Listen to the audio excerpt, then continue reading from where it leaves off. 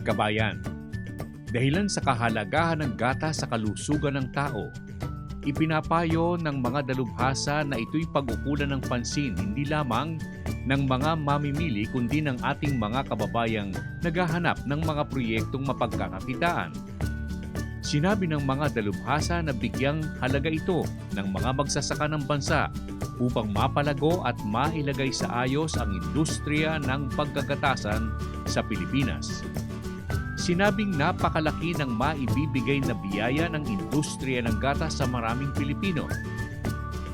Pag-isipan na lamang nating kabayan ang halagang ito at kung ano ang magagawa nito sa mga magsasaka, sa mga nagbebenta ng gatas at sa buong kapuluan. Dahil dito naipayo ng mga dalubhasa na sana ay maparami ang bilang ng mga baka, kalabaw at kambing na mapagkukunan ng gatas upang maraming Pilipino ang makinabang at lumago at lumusog ang kabuhayan ng Pilipinas. Mang David, ito pong ganitong klase bang hanap buhay, negosyo at proyekto sa pag-aalaga ng kalabaw, sa palagay po ba ninyo malaking pakinabang ang makukuha ng isang magsasaka at ng kanyang pamilya? Unang-una po, ito po ay malaking tulong sa kagaya namin magsasaka. Lalo sa kagaya po namin, ito lang na aming hanap buhay na nalalaman. Tsaka itinuro po sa amin ng mga aming taga-PCC at natulong na rin po na aming mahal na mayor. Kami po ay nagkaroon ng ganitong klaseng gatasan. At sa lahat-lahat po ng mga tumulong sa amin, maraming salamat po. At sa ngayon po, inarito kayo upang malaman ng buong Pilipinas na ang isang gatasang kalabaw ay makakatulong sa mga magsasaka. Malaking tulong po ito. Sa binanggit po ninyong malaking tulong, sa isang pamilya, mga ilang kalabaw para po masabi natin na talagang kapaki-pakinabang para po sa inyo ang nasabing alagay? Sa isa pong pamilya, kailangan po siguro mga 5. Ang mga 5 pong kalabaw, siguro naman po ito ay makakatulong ng malaki sa pag-aaral ng mga bata at saka sa pambili na po ng mga pangangailangan sa kanilang mga buhay.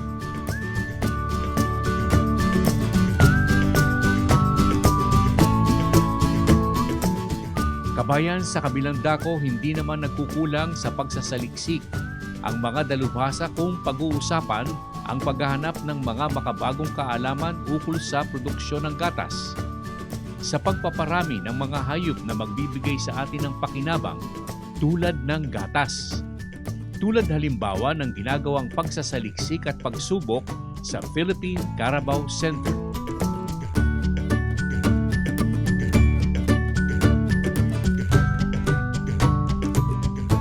Ito po yung field tank na mayroon po siyang frozen semen o yung Capricia sa negative 196 degrees na kung saan yun po yung temperatura ng liquid nitrogen. At ito ang i-inseminate dito manggagaling, Nanggaling na ito sa Digdig, Caranglan. Yun po yung ating bull farm sa Digdig, Caranglan. Ano itong dala mo dito? Ano yan? Ano po yan? Yan po yung, dyan po itataw yung semen na... Bakit? Ano to? Malamig masyado, no? Kinakailangan. 196 po. Ito po yung towing jars na kung saan natin parang ito-tow or i-defrost yung ating similya. Meron po siyang required na temperature from 38 to 40 degrees. Yun po yung ating upang buhayin o gisingin yung natutulog na similya. Tulog.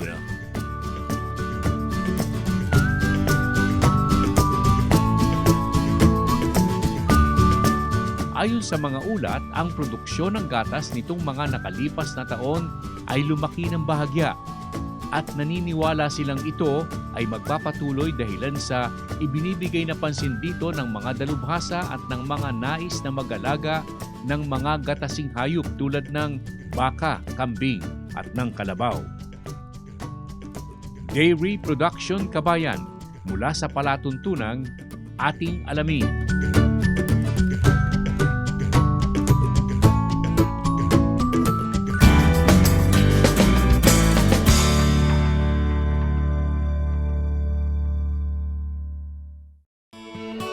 The Filipino local flavor never ceases to amaze one's taste. It brings you home to the good old times. Jerry's Farm Products. Available at selected leading supermarkets and dealers.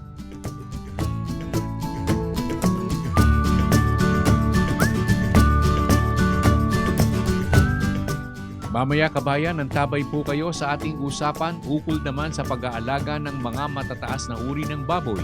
Karanasan mula sa mga pumapasok sa nasabing proyekto. Dagdag kaalaman pagkalipas lamang ng ilang minuto. Craving for European bread but can't stand the price? Then learn how to make bread on your own with Smiling Pockets. Enroll now at GSK's Advanced Bread Making Seminar.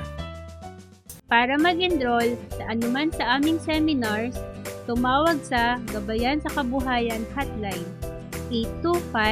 825-7454 o mag-text sa 0917-315-1654 or 0908-869-9657.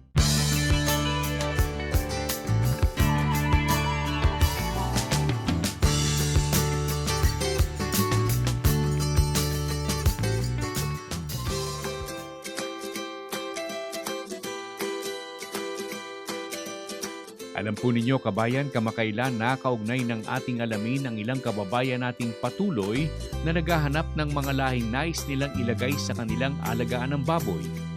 Matataas na lahi ng baboy na nais nilang panggalingan ng mga alagaing kanilang pararamihin at pagkukunan ng karne ng baboy na hinahanap-hanap sa mga pamilihan. Karamihan sa kanila ay hanap ang mga lahing makikita at iniaalok ng John & John Farm sa Binangonan, Rizal.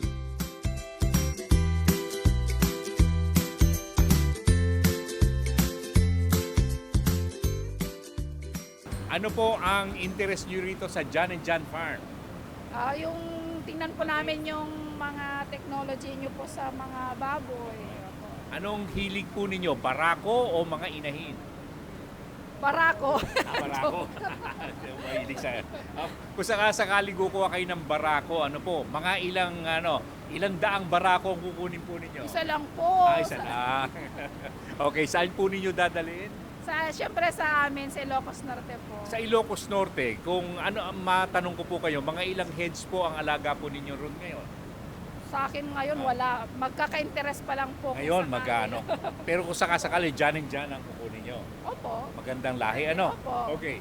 Ma'am, napapadako kayo rito. Anong first name ulit? Chaira Kakatsa. Chaira. Chaira, matanong kita dito sa mga exhibits na ito, no? Nagkakaroon ng mga exhibits. Ano masasabi mo sa ganitong klaseng exhibits na ginagawa sa Metro Manila para sa agriculture? Siyempre maganda po para may disseminate po nyo yung mga technology nyo, yung mga breeds ng mga baboy po.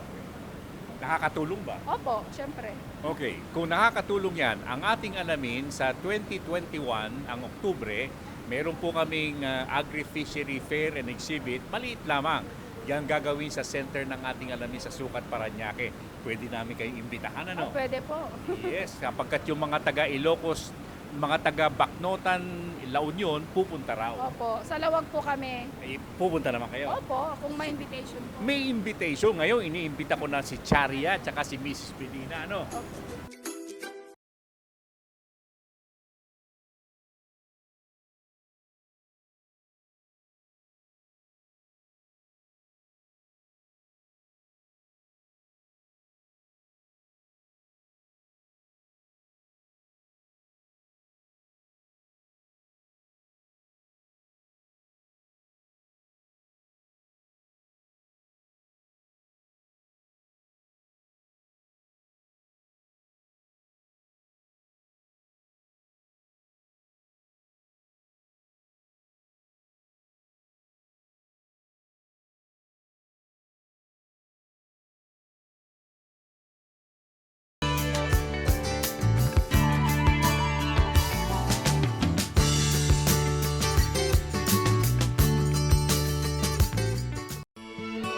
The Filipino local flavor never ceases to amaze one's taste. It brings you home to the good old times. Jerry's Farm Products. Available at selected leading supermarkets and dealers.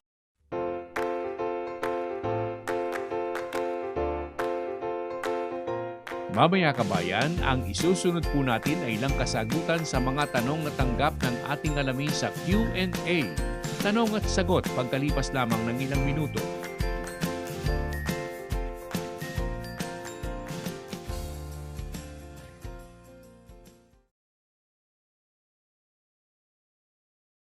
Craving for European bread but can't stand the price? Then learn how to make bread on your own with Smiling Pockets. Enroll now at GSK's Advanced Bread Making Seminar. Para mag-enroll sa anuman sa aming seminars, tumawag sa Gabayan sa Kabuhayan Hotline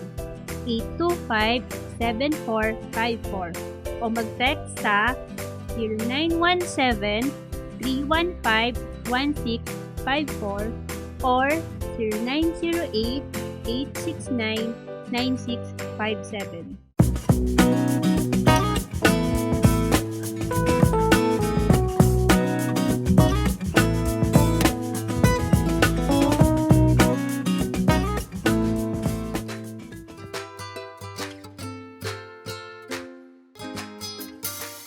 Bueno kabayan, sa ating pagpapatuloy, sagutin po natin ang ilang kahilingan sa ating palatuntunan. Una mula kay Demet Santos ng Rizal. Saan maaaring makakuha ng mga matataas na uri ng pugo tulad ng ating naipakita? Lalo na yaong puti at saan nagbuhat ang mga ito? Una sa mga katanungan kabayan, ang mga pugo na ating naipakita ay mabibili po sa Candon, Ilocos Sur, Fernandez Farm. Lalo na po yaong mga puting pugo. Ang mga ito ayon sa mga nakaugnay ng ating alamin tulad ni Chito Aniba ng Jan & Jan Farm, ang mga puting pugo na kanilang naalagaan ay buhat pa sa Amerika. May isa pa kaming nakaugnay, si Ginoong John Andrews ng PAL. Noon pa yon kabayan. Siya po ay nag-alaga ng pugo at lahat ng kanyang makuhang puti ay hinihiwalay niya at doon niya kinukuha at nagpaparami ng mga puting pugo. Careful selection po kabayan. At piliin din yung mga malalaki. Ganyan po ang paraan upang kayo ay magkaroon ng mga magagandang uri ng hayop o ibon na alaga. Selective, careful selection kabayan. Okay kabayan, patuloy po tayo. Nais naming ipagpatuloy ang ukol naman sa pag-aalaga ng eel o igat na nabigyang pansin ng ilang namimili po ng similya at nagbebenta po nito sa labas ng Pilipinas. Narito pa ang ilang karagdagang kaalaman ukol sa eel o igat.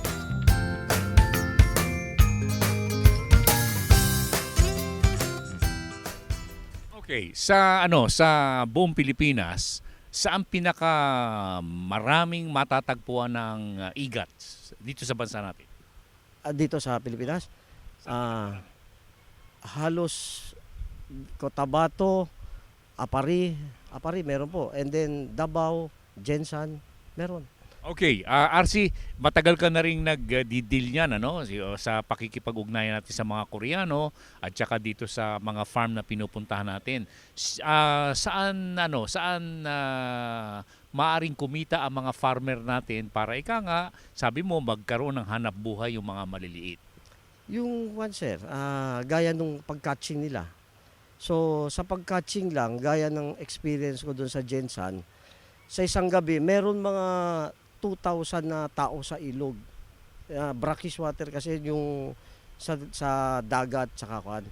So every night, may mga 2,000 na tao sa isang gabi. Bawat barangay, bawat may ilog, yung bukana, meron yan. Kasi pag full moon, wala. Pag wala siyang, hindi siya full moon, nandyan na. Lalabas yan. So, nagkakaroon talaga ng hanap buhay yung mga maliliit na natin, kasama natin dito mga Pilipino. Ibig sabihin pala nito, may environmental concern, Hindi dapat masira yung mga ilog natin. Opo. Tama. Ang sabi nung kausap ko si Tony, kinakailangan daw malinis ang tubig pagka inaalagaan ito tsaka pag pinaparami, pinalalaki. Dapat daw malinis ang tubig at saka mayroong tamang temperature at saka yung sukat ng Ano yan? Talagang sinusunod nila yan? At opo sir, meron po talaga silang mga chart niya na kwan para mabilis ang kwan paglaki ng kwan bago magkuruko. Hindi parehas yun. Nakita nyo naman yung farm nila doon na pinakita ko. Ang tamang farm is hindi yung open pero yung close. Dapat may tabang, merong trapal, ano? May trapal na bubong and then tahimik na lugar. Kasi ito madaling ma-stress. Opo, hindi to kakain sir. Pag halimbawa maingay, hindi yan sila kakain. So kailangan yung medyo tahimik ang lugar na yan. Hindi basta-basta.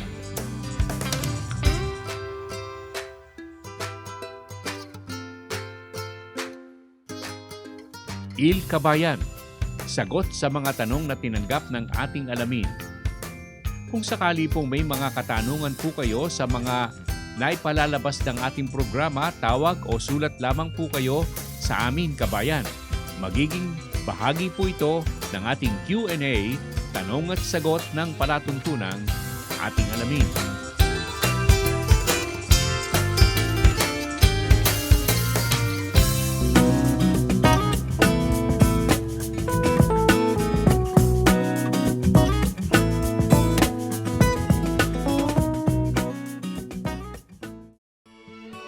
The Filipino local flavor never ceases to amaze one's taste. It brings you home to the good old times. Jerry's Farm Products. Available at selected leading supermarkets and dealers.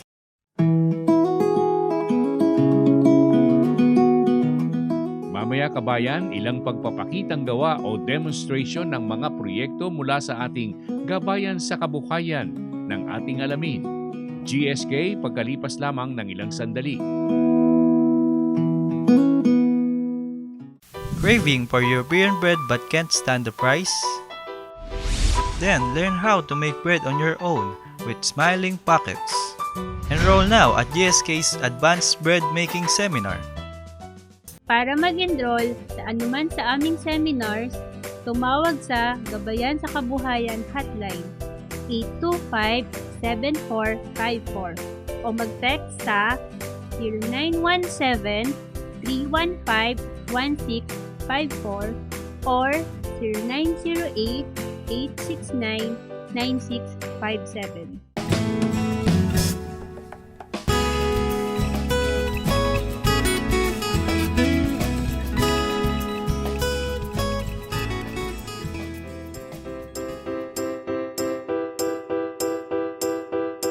Kabayan, kung sakali pong interesado po kayo sa pag-aalaga ng hito o panggaseous at kaalaman ukol sa tinatawag nating artificial spawning o pagpaparami, produksyon ng mga fingerlings ng mga ito, tawag lamang po kayo sa ating programa at isasama po namin kayo sa seminar ukol po dito.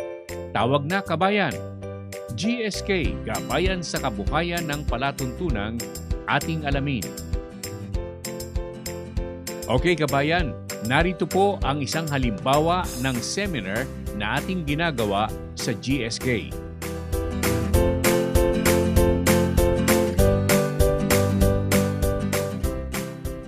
So dito, bago natin ilagay sa mixer, pagsasama-samahin natin lahat ng dry ingredients. Ito yung flour, sugar, yung salt, yeast. Instant yeast natin, milk powder at bread improver. So ilalagay natin to dito sa mixer. Then susunod natin dyan is yung ating egg. Katapos ng egg, tubig. Surat, pwede natin ilagay ito. Itong lard at saka butter. Pwede pagsabayin.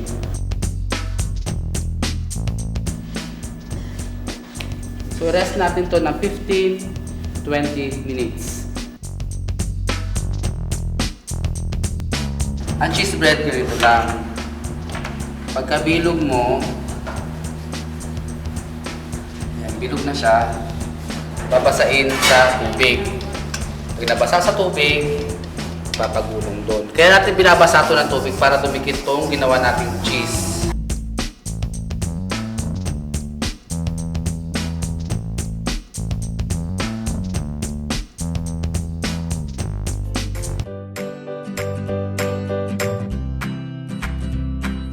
Yan po kabayan ang ilan po sa ating mga ginagawang seminar sa palatuntunang ating alamin sa pamamagitan po ng GSK, Gabayan sa Kabuhayan.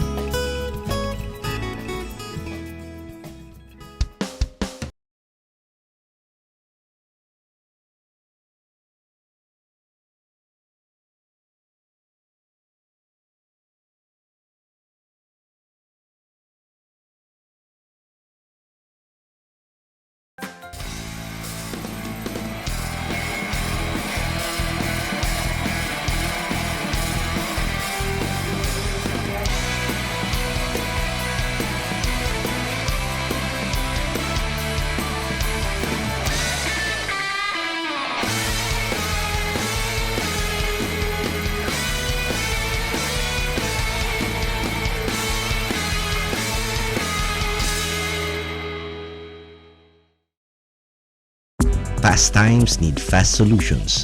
That's where Infotex comes in. Announcements in schools and universities. I get to know kung may pasok o wala. For fast delivery. Mabilis namin natatrack ang mga packages. Via text for nationwide safety and security. Mabilis namin nakuha ang command mula sa central base. Infotex cares for your health. We get outbreak information and vaccines via text. Everything in a click. Caring solutions by Infotext.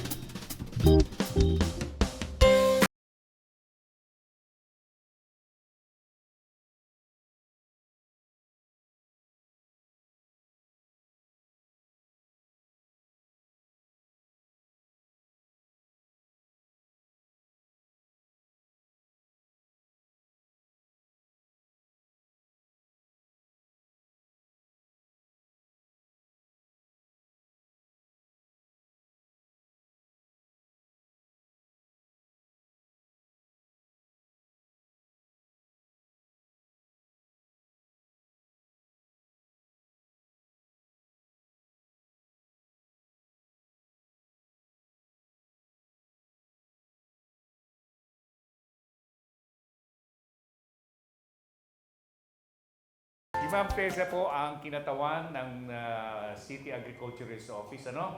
At ano po ang tungkulin po ninyo, Ma'am?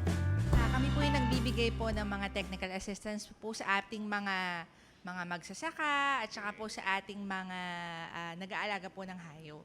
And ano pong tulong ang naihahatag po ninyo sa ating mga kababayan kapag nagpupunta po sila sa inyong tanggapan? Lahat po yung kanilang may problema po sa palayan, sa paggugulay, sa pagmamaisan po, maging sa pag-aalaga po ng hayop. At yun din, nagpo-provide din po kami ng mga inputs po, agricultural inputs. Kasama din po doon yung mga, ilan po dito nabiyayaan ng dispersal po namin ng baboy. Sa baboy, yes. Mamaya pag-uusapan natin ng maigting yan. Malawakan. Okay. Being a city, no? Agricultural city to. Pagkatapos, nabalitaan ko kasi si Bogie, kilala si Bogie, no? Yung merong papsi natin sa agriculture. Sabi niya, malawak pa rin daw po ang taniman ng palay dito. Malawak pa po. Meron pa po tayong over po ng 700 na hektarya po ng taniman ng palay. Tapos 800 po kung kasama po yung upland. May upland pa rin? Upland rice po tayo. And malaking bilang po ba ng mga farmers natin ang umaasa pa rin sa pagtatanim ng palay? Mahigit po sa 500 po na magsasaka para sa palayan po. Kumikita? gusto ko pong sabihin na kumikita, pero marami na pong hinaing tuwing farmers meeting po kasi sinasabi nila na napakahirap na daw maghanap ng mga magtatanim ng palay. Nandiyan po yung peste. So mataas na rin po yung pagdating sa abono at saka po sa ating pestisidyo. Okay. Pero basically, may kabuhayan ba sa agriculture and fishery? O nga pala, ang fisheries, meron pa rin kayo? Meron din po. Meron din po. Ano ang laro ng fishery area po dito sa inyo? Meron po tayong 10 lakeshore na barangays, tapos nandun po yung mga nag-aaraga po sa fish cages po. Pero yun pong sa lawa po, yun nga, kasi binabaklas na po yung karamihan po sa mga fish pen. Ibig sabihin, malalaking mga fish pen owners yun nandyan sa inyo galing sa Calamba? Meron pong malalaki, meron din naman po marami pong malalaki, pero meron din naman po yung mga maliliit din. Ang deadline kasi within this year, dapat mawala yung mga fish cages na malalaki, no? Opo, nagsisimula na po. And how would this affect yung mga namamalakaya, yung ating mga nagbabaklad? Ayun po, nandiyan po yung ating aquaculturist. Nagsisimula po sila ng mga livelihood training programs pagdating po sa mga asa-asawa po ng mga mangingisda para magkaroon po ng alternative na pagkakakitaan.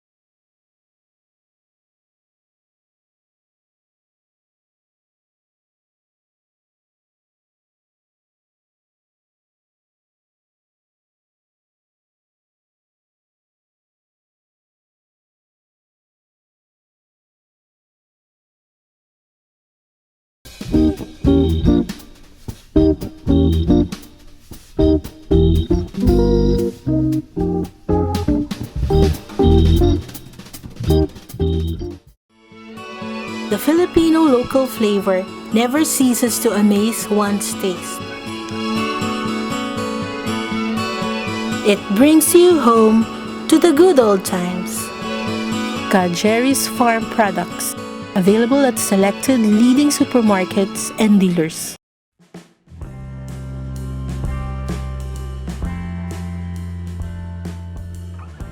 Kabayan, sa huling bahagi ng ating programa, muli po nating babalikan ang ukol sa produksyon ng gatas na pinag-usapan sa nakalipas na Agri-Fishery Forum and Exhibits ng palatuntunang ating alamin. Naihatid sa inyo bilang paglilingkod bayan ng PCSO, Philippine Charity Sweepstakes Office at ng Land Bank of the Philippines sa pakikipag-ugnayan sa mga tanggapang tulad ng Philippine Carabao Center, National Dairy Authority at D3, Dairy Training and Research Institute. Mamaya kabayan, pagkalipas lamang ng ilang minuto.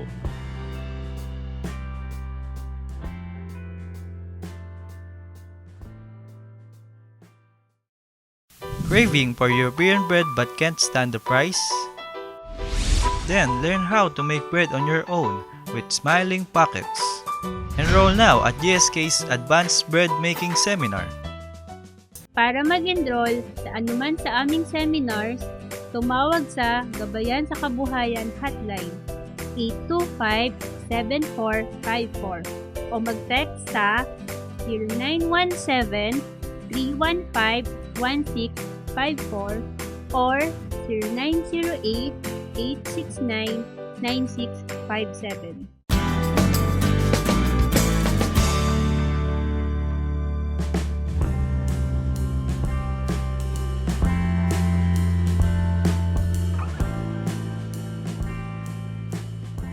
Kabayan, sa nakaraang ating alamin Agri-Fishery Forum and Exhibits na naganap sa ating alamin center sa Parañaque, pinag-usapan ang ukol sa kalagayan ng produksyon ng gatas sa Pilipinas na ayon sa mga dalubhasa ay lubhang bata pa ang nasabing industriya upang ito ay makapagbigay ng sapat na gatas sa buong Pilipinas.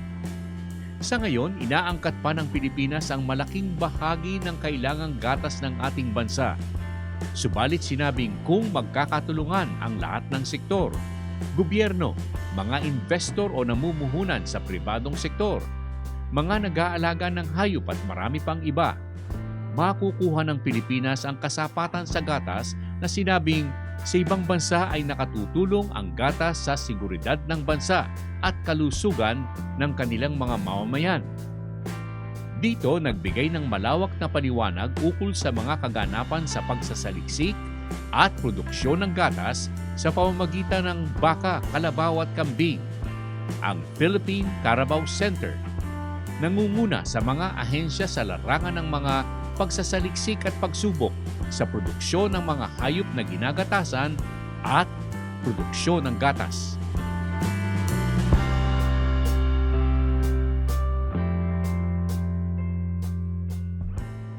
Ano po ba ang mandato namin? Ang Philippine Carabao Center po ay itinatag upang paunlarin ang mga lahi ng kalabaw. Hindi lang po bilang panggagalingan ng lakas, kundi ng gatas, karne, balat ng hayop at iba pang produkto. Para kanino? Para po paunlarin ang mga magsasaka sa mga kanayunan. So ito po ang dahilan kung bakit mayroong Philippine Carabao Center. Paano po namin ito ginagawa? Kami po ay isang ahensya na nananaliksik. Pinapaunlad po namin ng kalabaw. Marami po kami, ang Nueva Ecija po, doon po ang sentro ng aming pananaliksik. Meron po kaming tinatawag na pagpapaunlad ng lahi o Genetic Improvement Program. Ito po ay isa sa pinakang major program namin. Doon po kasama ang pagpapaangat ng lahi ng kalabaw sa pamamagitan ng artificial insemination at pagpapahiram ng bulugan o yung bull loan program. Ang pangalawa pong programa namin ay yung tinatawag naming Carabao-based enterprise development. Lahat po ng klase ng kalabaw, native, kaya yan po upgraded, yung cross na po ng isang purong gatasan at isang native o mestiza sa ibang katawagan. Ito po ay ginagamit sa iba't ibang industriya. Pwede po sa source ng karne, pwede din po as gatasan. Mas mataas po ang gatas ng isang mestiza kesa po ang isang native. Yeah. Bukod po doon, meron din po kaming tinatawag na pagdadala ng purong gatasang kalabaw sa mga kanayunan. Matagal na pong panahon tayo po ay nag-i-import ng mga gatasang kalabaw. Ang huli po natin ay noong 2013 and 2014, kung saan nag-import po tayo ng Italian buffalo. Bakit po tayo nag-import? Dahil maganda po ang kalidad ng gatas ng Italian for mozzarella production. So ito po ang dahilan at ito po ay nilagay natin sa ilang kooperatiba nationwide. So asosasyon at kooperatiba. Ang pangatlo po ay yun pong lahat ng development o pag-unlad sa kalabaw mula po paggatas, pagpoproseso ng karne, pati po pag-iimbak o negosyo ng pag-iimbak ng damo, lahat po ng pwedeng pagkakitaan sa kalabaw ay nandito sa programa ng Carabao-based Enterprise Development. Ang pangatlo pong programa ay tinatawag po naming Research for Development. So dito po, lahat ng ginagawang pananaliksik, lahat po ng aktibidades o gawain ng Philippine Carabao Center ay masusi po naming iniipon, inaanalisa, at tinitingnan kung ano po ang maitutulong dun sa mga nauna pang programa. So ito po ang major program and strategies ng Philippine Carabao Center. Yung pong mandate po ninyo, nasa sa batas po yan, ano? RA 7307 okay. po. At meron bang sa mga nakalipas pong panahon, meron bang mga pagbabagong isinagawa? Hindi lamang batay dun sa batas na ipinaiiral, kung hindi, mga nanggagaling na suggestion po o recommendation from your office? Actually po, yung batas po natin ay napaka-general. Lahat po ng naging development, katulad po nung livestock biotechnology, kung saan ang Philippine Carabao Center po ay tinalaga ng Department of Agriculture para maging sentro ng pananaliksik tungkol sa livestock biotechnology. Ito rin po ay kasama dun sa mandato para paunlarin ang kalabaw. So, yung pong batas na napaka-general ang scope niya, hanggang ngayon po ay nananatiling yun po ang pinanggagalingan ng aming mga programa. Meron po kami napag-usapan noon sa yung nakalipas na administrasyon ng PCC na, well, the law itself is very particular on the Carabao. At natanong ko kung bakit nakasentro lamang sa, well, the name, the institution itself speaks for itself, di ba? Philippine Carabao Center. Meron bang pagkakataon na magkakaroon po ng pagbabago na maisasama po natin, kagaya halimbawa ng mga small ruminants na sinabi po nung nakarang administrasyon ng PCC, pinag-aaralan po mabuti ang pagsama po nito sapagkat gatas ang ating pinag-uukulan ng pansin. Una po, meron po bang effort para isama yung ibang may kinalaman sa ibang hayop? Sa gatas? Yes po, kasi nun pong kami po ay itinalaga ng Department of Agriculture bilang maging sentro ng livestock biotechnology. Doon po, pinag-aaralan na rin po, ang mga researchers po ngayon ay hindi lang po nakasentro sa kalabaw, kundi meron pong kambing, baka, at iba pa pong livestock. Pero ito po ay may kinalaman sa biotechnology. Ang paggamit po ng makabagong or tinatawag nating biotechnology, yun po ang pinag-aanuhan lang namin, ang sentro lang po ng aming programa. Kasi marami po tayong, bakit po kami po ang host po namin ay ang University of the Philippines. Kung makikita po natin, meron po tayong 12 regional centers. Halos lahat po ng regional centers ay hino-host or ang aming mga mother host ay sabihin nating research or universities na merong Center of Excellence in Agriculture. Okay.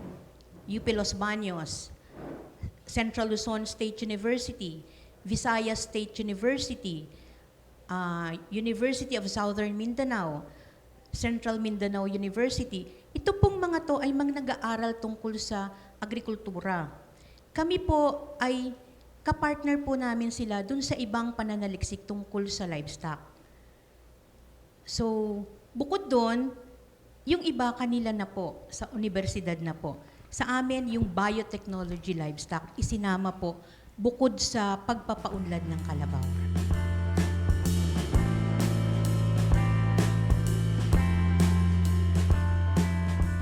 PCC, Philippine Carabao Center sa Muñoz, Nueva Ecija. Nangungunang ahensya sa pagsasaliksik at pagsubok sa larangan ng paghahayupan na gamit sa produksyon ng gatas. Ayon sa mga ulat, ay nakapagbigay na ng maraming bilang ng gatasing kalabaw ang PCC sa mga magsasaka sa iba't ibang bahagi ng ating kapuluan at patuloy na nagsasaliksik, gumagawa ng mga pagsubok upang matugunan ng Pilipinas ang pangangailangan ng bansa sa gatas. PCC, Philippine Carabao Center, katuwang ng mga kababayan natin sa larangan ng pananakahan ukol sa produksyon ng gatas. Gatas mula sa ating mga alagaing hayop tulad ng kalabaw, baka at kambing upang mabigyang kasagutan ang pangangailangan ng buong Pilipinas sa mga produktong tulad ng gatas. Naging sentro ng talakayan sa nakalipas na Agri-Fishery Forum and Exhibits ng ating palatuntunan. Let's Talk Dairy, naihatid sa inyo bilang paglilingkod bayan ng PCSO, Philippine Charity Sweepstakes Office, Land Bank of the Philippines, at sa malapitang pakikipag-ugnayan sa National Dairy Authority, D3, Dairy Training and Research Institute, at ng PCC, Philippine Carabao Center sa Muñoz, Nueva Ecija. Let's Talk Dairy, kabayan! Mula sa inyong lingkod ka Jerry Geronimo ng Palatuntunan. Ating alamin.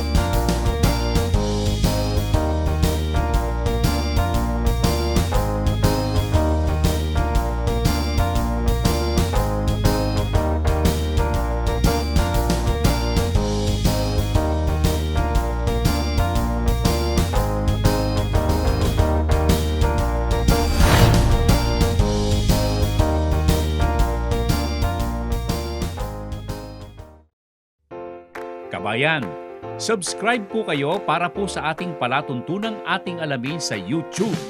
Huwag po ninyong kalilimutan, subscription po para sa maganda at maayos na panonood sa palatuntunan Ating Alamin.